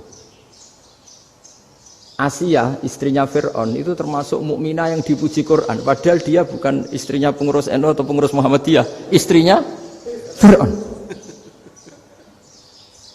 Tapi itu pelajaran bagi kita bahwa orang-orang baik itu tidak harus di lingkungan yang baik. Masjid paling makmur itu kadang di dunia mungkin, ya jangan bakas Mekah Medina itu karuan. Mungkin di antara masjid yang makmur justru yang di Kanada, di Amerika mungkin. Karena merasa minoritas itu perpustakaannya ada, kajiannya ada. Tapi banyak masjid di daerah pesantren yang malah sepi. Karena kiainya tahu jamaah di masjid itu wajib. Lalu itu ada daerah pesantren, saya ulang lagi ada daerah pesantren. Didikon pengajian, monggo nekani pengajian, maca selawat ning omah yo ganjaran padha wae. Ribet kan? Mau dibantah itu benar, mau dibiarin ngerusak tatanan. Jadi saya mohon sekali ya, jadi ilmu itu diperbandingkan supaya perbedaan-perbedaan itu biasa. Dulu Imam Malik itu punya murid namanya Imam Syafi'i. Itu dalam banyak hal. Itu perbedaannya tajam sekali. Ya saya ulang lagi, dalam banyak hal itu perbedaannya tajam sekali. Misalnya begini. Ini terakhir percontohan saya fikih, nanti dikaji sendiri. Ada seorang A'rabi, Ja'a A'rabiyun. Ini di hadis sahih diulang-ulang di semua Al-Kutubus Sittah ada peristiwa ini. Ja'a A'rabiyun ila Rasulillah sallallahu alaihi wasallam faqala ya Rasulullah ahlaktu. Qala wa ma ahlakaka? Qala wa qatu imraati fi nahari Ramadan. Ya Rasulullah, saya ini orang yang rusak. Kenapa? Saya ini hubungan intim sama istri saya ketika masih siang Ramadan. Singkat cerita orang ini dihukum berat sama Nabi. Hukumannya adalah karena dia membatalkan puasa ketika dengan hubungan intim. Sama Nabi dihukum, kamu harus merdekakan budak. Wah, tidak mampu ya Rasulullah, saya tidak punya budak. Jadi ini bukti bahwa agama ini sangat sosial sehingga sebagian kafaroh harus memerdekakan budak. Kamu kalau gitu puasa 2 bulan. Yang baru puasa 2 hari aja kecelakaan malah disuruh puasa 2 bulan. Ya sudah kamu ngasih makan 60 orang miskin. Saya ini orang paling miskin. Kok jadi sudah miskin agak hiper lah orang itu. Poso-poso kok gitu. Itu kata ulama kalau orang Jawa gak mungkin makanannya tempe mendoan, gak mungkin itu. Di Jawa itu gak mungkin lah ada orang batal puasa karena hubungan intim. Ada istrinya gak cantik, cerewet, sang lanang mangane mendoan. Itu tidak mungkin, kecelakaan itu tidak mungkin. Tidak mungkin itu. Tapi kalau Arab mungkin karena makanannya daging. Singkat cerita, terus pertanyaannya gini. Kalau batal biasa itu kan bayarnya puasa 1 hari. Kalau batal, tapi kalau batal pakai hubungan intim, pakai jima kalau dalam bahasa fikih, itu kafarohnya berat, yaitu merdekakan budak atau puasa 2 bulan berturut-turut. Pertanyaannya gini, jima istri itu boleh loh tidak zina. Saya ulangi, jima istri itu boleh loh tidak zina. Itu kan hukumannya berat. Nah terus Imam Malik berpikir kalau gitu tidak harus jima dong. Poso-poso, ora ana uzur, ora ana apa terus nyate. Esuk mangan bakso. Tanpa ada alasan syar'i. Hukumnya harus sama dong. Karena jima hukumnya boleh, berarti semua iftar, semua pembatalan puasa yang tidak ada uzur syara' maka hukumnya sama, yaitu sanksinya sama. Masuk akal enggak? Masuk akal dalam mazhab Imam Malik. Dalam mazhab Syafi'i enggak. Mulai dulu jima itu beda. Kowe mertamu ning gone wong, mangan iku oleh, tapi nek nggo bojomu mbok jima niku wis nemen ngawure lah. Tetep beda. Jadi Imam Syafi'i itu pokoknya beda, jima sama makan itu beda. Lah ya terus setelah itu terus ada pertanyaan. Bagaimana kalau makan dulu baru jima? Ribet kan? Makanya itu sampai dibabkan Kitabul Khilafil Fiqhi, bab merekayasa fikih. Makanya itu perdebatannya orang Hanafi sama Imam Syafi'i juga sama. Ada orang jam segini lapar sekali, kalau langsung makan kan kena sanksi. Ya pergi aja dulu, pura-pura ngaji ke Gus Bah gitu. Nanti kan jadi musafir kan? Wah itu sudah boleh itu kan? Musafir. Padahal enggak. Memang dia pergi itu karena supaya bisa makan. Mau enggak kepikiran ngaji kok tahu-tahu ingin ngaji. Mumpung Ramadan nah makanya dibabkan Apakah boleh merekayasa fikih? Tapi fikih bisa apa coba? Dengan status kamu musafir, ya memang boleh iftar, boleh berbuka. Lah itu terus jadi terus perdebatan ulama menyangkut fikih. Karena memang masalah furu'iyah. Sehingga termasuk perdebatan kita dalam perilaku. Misalnya adat orang NU kalau habis salam itu menghadap ke kiblat karena arah terbaik itu kiblat. Tapi sebagian orang Muhammadiyah atau mungkin semuanya menghadap ke makmum. Itu memang teks hadisnya itu kita yang meneliti hadis itu semua syarah itu berdebat. Nabi memuji kiblat itu arah terbaik, oke. Tapi di bab itu Nabi itu aqbala alaina, menghadap ke kita. Lalu pertanyaannya, kenapa menghadap ke kita? Ada mengatakan karena Nabi memang punya tradisi kadang ngendikan. Ya tentu dulu istilahnya tidak kultum, nggak ada istilah itu dulu. 7 menit itu nggak ada. Tapi ada ulama yang analisis begini, termasuk kitab Fathul Bari. Nabi itu tokoh sentral, taruh lagi Nabi itu tokoh sentral. Ini kata kitab Fathul Bari, bukan kata saya. Nah, orang-orang yang imamu qaumi, orang-orang yang jadi imam di daerah masing-masing, tetap kalau sholat itu ikut Nabi. Ikut Nabi setelah salam langsung pulang. Jadi sebetulnya salam langsung pulang itu ya ada sejarahnya karena dia mau jadi imam di daerahnya. Nah, tidak kebayang kalau Nabi itu madhep kiblat. Kalau Nabi madhep kiblat, orang yang masbuk yang barusan datang pasti langsung usolli misalnya fardhu isya'i misalnya. Terus makmum Nabi, padahal Nabi sholatnya sudah selesai. Jadi intinya gini kata Fathul Bari, imam setelah salam itu harus bikin gerakan atau omongan atau apa saja yang menunjukkan kalau sholatnya selesai.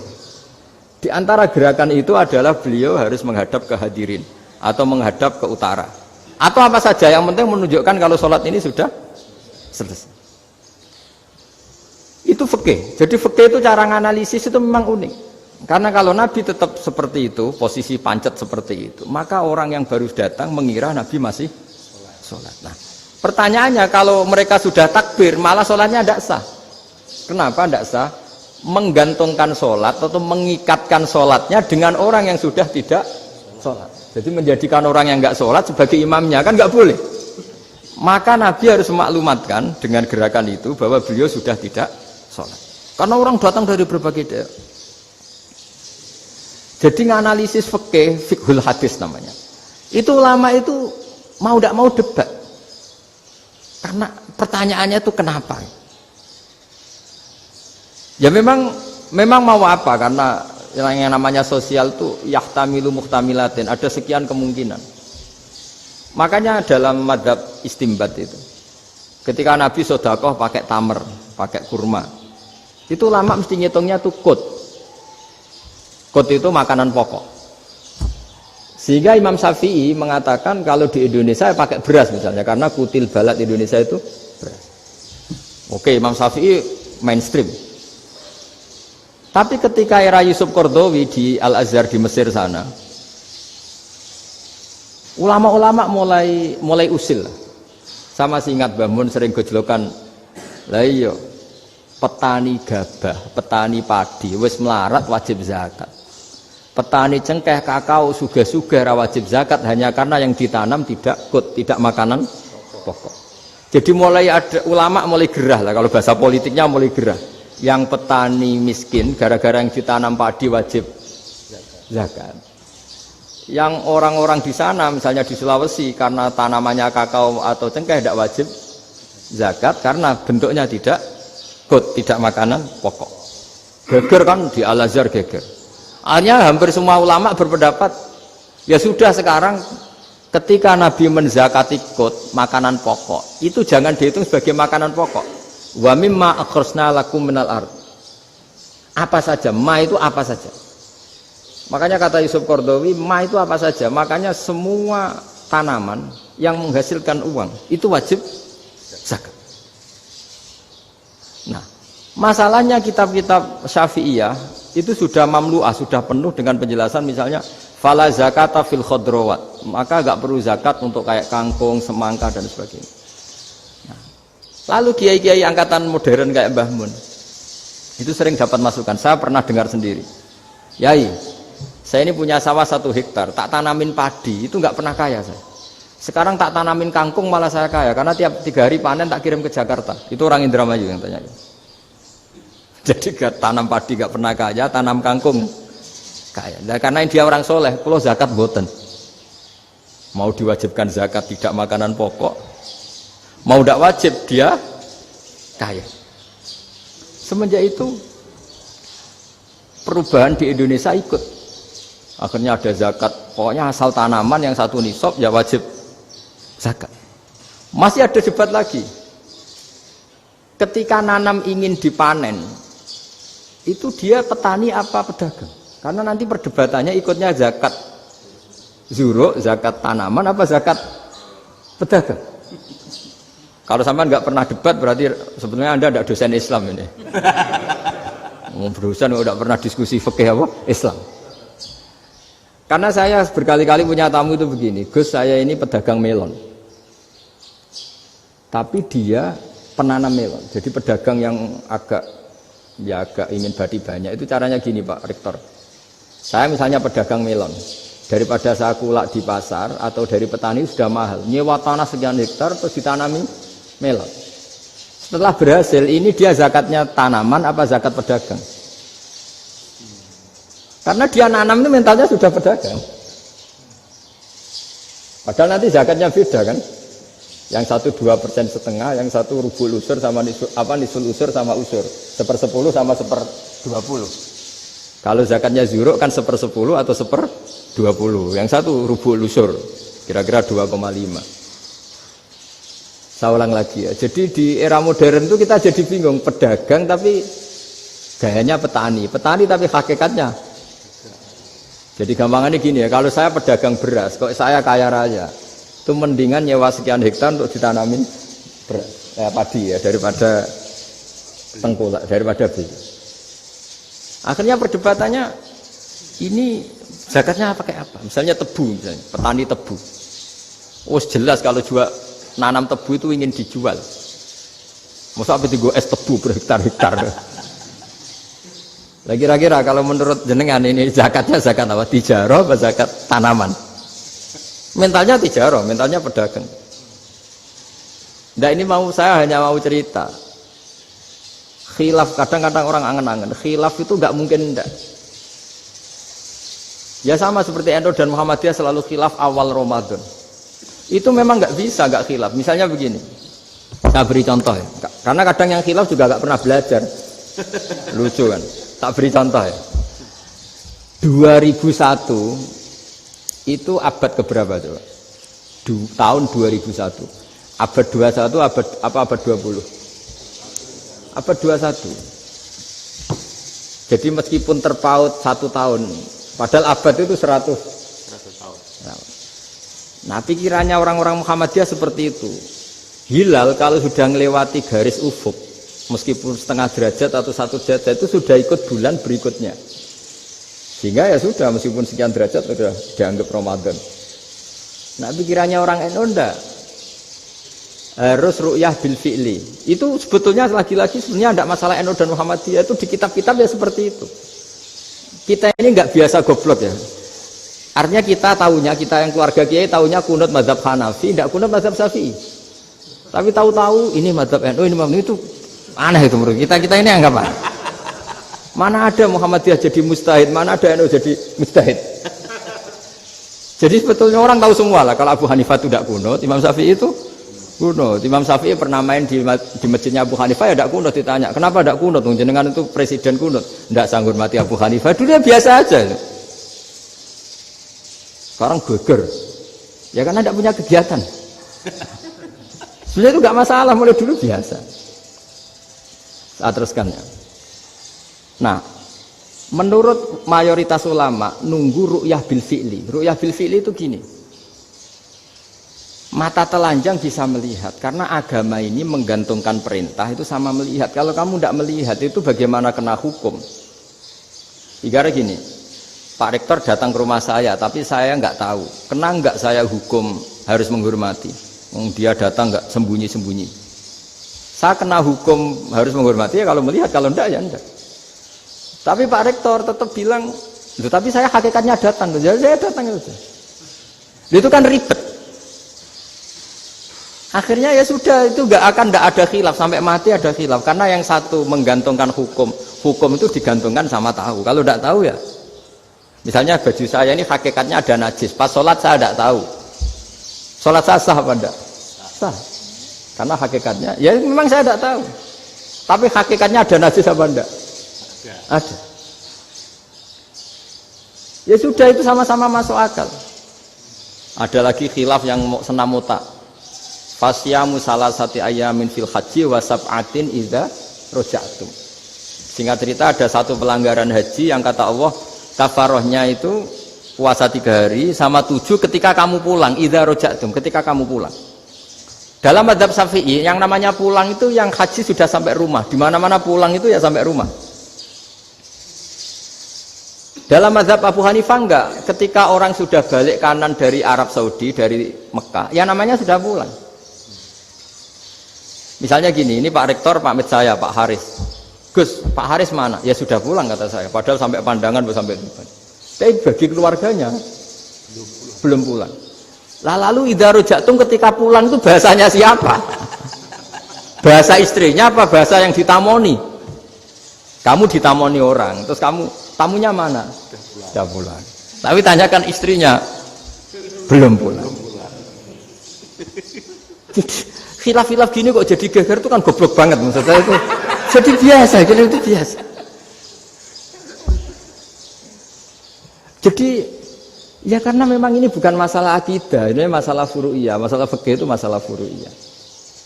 Mau tidak mau harus beda. Misalnya di sholat juga gitu. Wa ayyuku udin ko adal musolli sohat sholatu. Duduk dengan gaya apapun itu sholatnya sah. Jika sampean kalau haji atau umroh, orang Arab itu jenenge duduk ngenak awak di kursi. Duduk sopan ya hanya orang Indonesia loh. Kalau sholat itu masih duduk ala orang tahiyat. Kalau sampean di Mekah, duduknya pakai apa coba? Kursi ya? Oh enak sholat duduk. Karena memang takbirnya di fikih dengan duduk gaya apa saja sah. Makanya sengenak awak duduk di kursi. Ribet kan? Mau tidak disahkan itu namanya duduk. Mau disahkan masa iya sowan Allah kok duduk santai-santai gitu. Tapi mau apa? Ini fikih. Ya saya ulang lagi ini fikih. Fikih itu ya sudah ini fikih. Makanya kalau ulama berdebat misalnya Abu Hanifah berpendapat sholat itu wajib baca Fatihah apa asal Quran. Dalam mainstreamnya ya Fatihah karena la sholata liman lam yaqra bi Fatihatil kitab. Tapi cara Abu Hanifah enggak. Faqra'u ma tayassara minal Qur'an, bacalah apa saja yang mudah bagi kamu, asal itu Quran. Sementing gak gending Jawa, gak nyanyi lah gitu. Ya sudah mau apa coba? Jadi ya susah memang kalau fikih itu ya sudah seperti itu. Ada lagi yang masih ekstrim misalnya. Yang namanya menyembelih hewan itu gimana coba? Dari hidup ke mati, apa pasti mati disembelih? Cara mazhab Imam Syafi'i yang namanya menyembelih itu penyembelian harus menjadi sebab kematian. Itu yang sah. Saya lagi penyembelian menjadi sebab kematian yang syar'i. Sehingga beliau mensyaratkan hewan yang disembelih ini masih punya hayatun mustaqirrah, punya kehidupan yang normal. Sehingga kalau nggak disembelih ya hidup. Sehingga kalau ada hewan ketabrak truk kejet-kejet, mesti mati ini buat sembelih. Itu nggak sah karena nggak usah disembelih ya wes mati kan. Karena ini hanya nunggu koordinasi Israel kan, dia kejet-kejet itu kan prosedur itu. Tapi tidak disembelih pun mati. Tapi cara mazhab Malik enggak. Pokoknya anggere jek duwe nyawa jenenge kewan urip. Dengan kamu sembelih berarti matine mergo mbok sembelih. Meskipun nanti ya enggak usah disembelih ya mati. Coba hitung secara ilmu matematika. Kalau enggak disembelih hidupnya 5 menit. Gara-gara kamu sembelih hidupnya langsung mati. Terus dia matinya, cara di persidangan matinya disebabkan apa?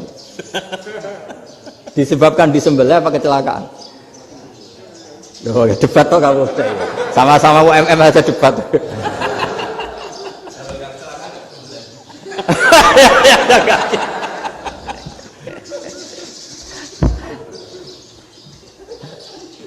Loh, saya pernah ngalami nyata itu. Saya jalan-jalan sama anak saya pakai motor. Sampai di jalan raya gitu ada ayam jago ketabrak mobil, kejet-kejet. Orangnya tanya, Gus ini halal tau ora? Wis kanggo kon halal lah. Suatu saat dia nggak terima kan, tanya, kenapa Gus?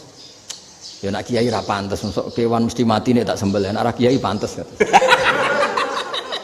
Karena aku tahu kamu tuh gak kiai, mesti motifnya itu mergo jago, jajal cilik gak mau takokno. Andekan ayam itu bayi kan gak ditanyakan. Kejat-kejat mati rak lah wong cilik wae. Tapi masalahnya ini kan jago.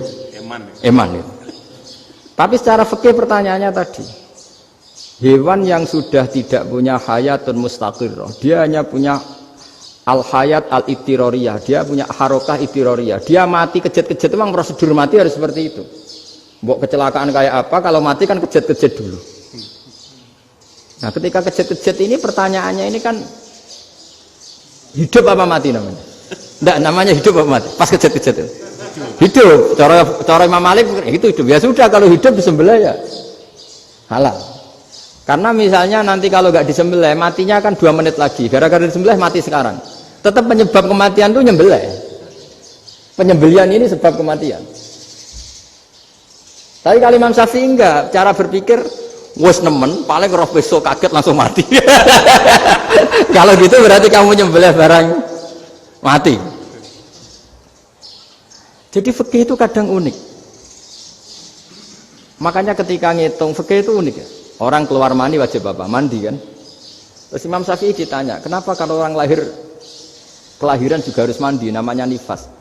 Fa innal walada waliyun munakidun. Ya, anak ya mani yang menggumpal.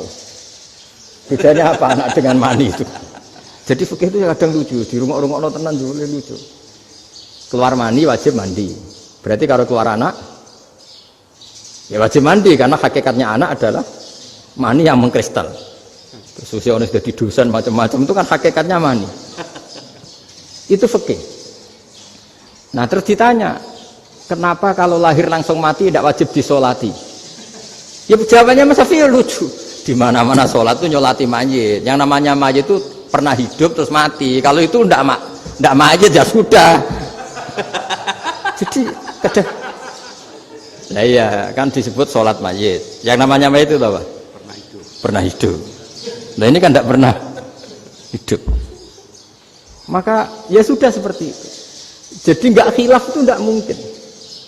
Nah kalau qit'atul lahmin, kalau hanya potongan daging, mungkin wah itu tidak manusia karena qit'atul lahmin. Sekarang pertanyaannya, kalau sudah berbentuk manusia, meskipun tidak pernah hidup, nah ini mulai perdebatan karena melihat tidak pernah hidup itu nggak memenuhi syarat, tapi melihat ini sudah suratu adamiyin, bentuknya sudah.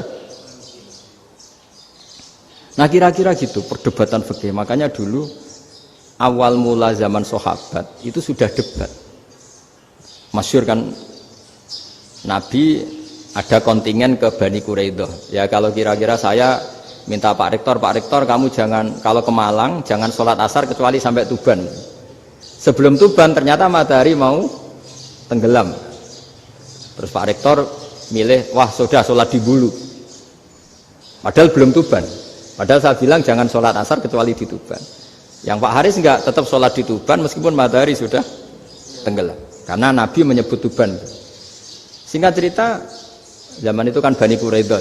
La tusolliyanal asra illa fi Bani Quraidah. Kalian semua jangan sholat asar kecuali sampai Bani Quraidah. Ternyata di tengah perjalanan matahari sudah mau tenggelam, kira-kira kurang 2 menit atau 3 menit. Sahabat-sahabat, sudahlah kita sholat asar di sini. Kalau sampai sana pasti sudah tenggelam. Separuh sholat. Yang separuh enggak, kata Nabi harus di Bani Quraidah. Ya sudah nunggu di Bani Quraidah meskipun matahari sudah tenggelam. Singkat cerita dua kelompok ini matur, ya Rasulullah kita ngalami ini perdebatan gini-gini. Di semua riwayat di hadis-hadis sahih disebut falam yu'annif wahidan minhuma. Nabi tidak menyalahkan salah satunya atau enggak menyalahkan dua-duanya. Itu bahasa Indonesia juga ribet, yang benar gimana itu? Enggak menyalahkan salah satunya apa enggak menyalahkan dua-duanya? Gimana bahasa benernya? Salah satunya. Salah satunya itu dua-duanya. Ya. Enggak, kalau bahasa Indonesia tidak menyalahkan Kedua-duanya. kedua-duanya apa salah satunya yang benar? Kedua-duanya. Kedua-duanya. Bahasa Indonesia itu ya kadang ruwet ya. Orang pinter kayak Pak Habibie itu namanya ya orang luar biasa. Nanti sekolahnya orang-orang idiot itu ya sekolahan luar biasa. Orang pinter banget bahasa Indonesianya luar biasa. Kalau sekolah untuk orang-orang yang idiot juga luar biasa. Jadi kalau dipuji luar biasa itu gak jelas ini luar biasa ya. Gak jelas kadang bahasa kita ini kadang ya gak jelas. Nah itu gak menyalahkan dua-duanya apa salah satunya? Keduanya, tidak menyalahkan kedua-duanya. Misalnya dibahasakan gak menyalahkan salah satunya, benar apa salah? Benar. Benar, ya sudah benar semua.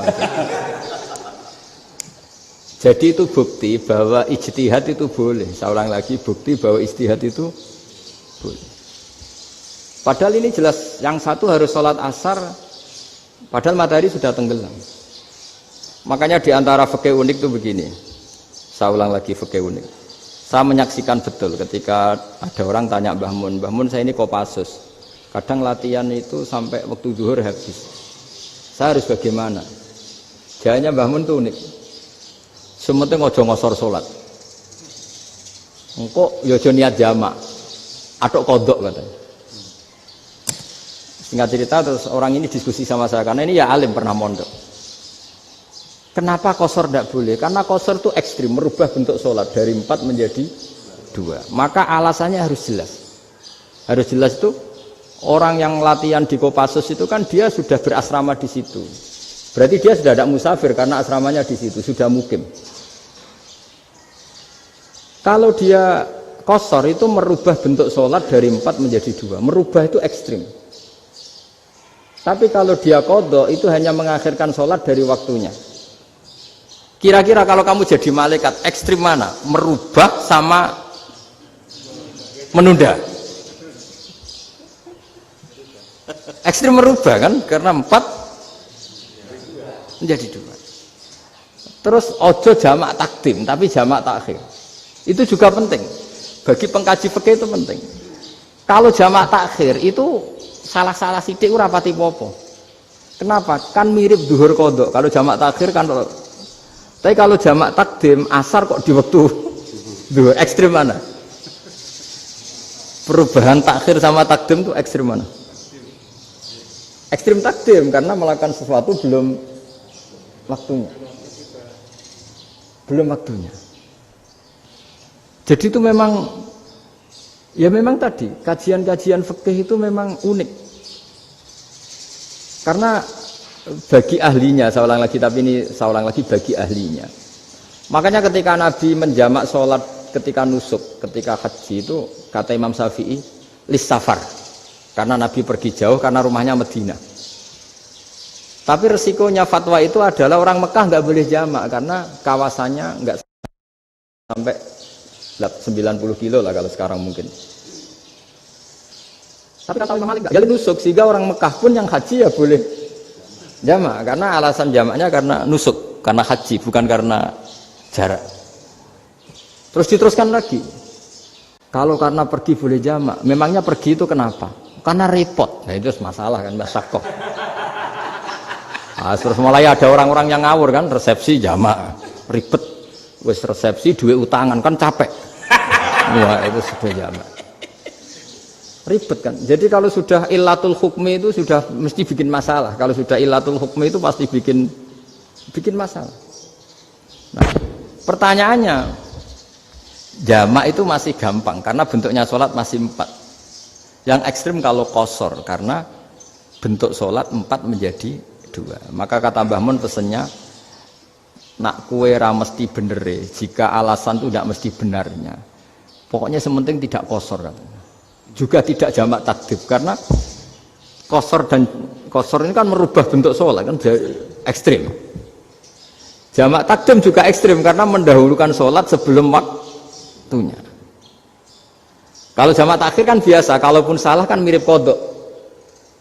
Ya mirip kodok biasa kan. Nah ini saya cerita, jadi fikih itu bagi ahlinya itu memang punya konsekuensi yang seperti itu. Makanya pertanyaannya misalnya bagaimana hukumnya penyembelihan lewat mesin? Ya ribet kan. Bagaimana nyembelih dari apa ini? Belakang.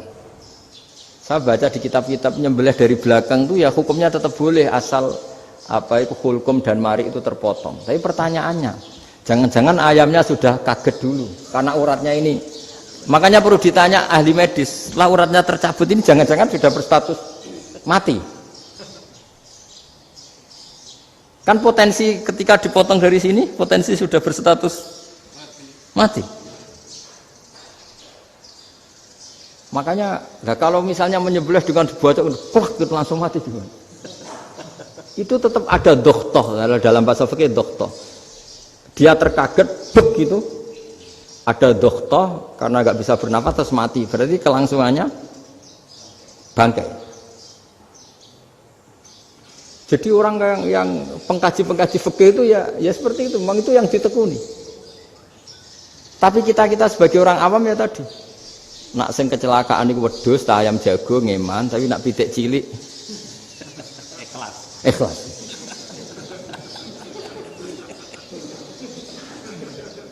Makanya ada pertanyaan orang-orang, saya pernah ditanya itu ya bingung tenan. Gus, kalau ada orang mati oplosan misalnya, jenengan datang sholat enggak?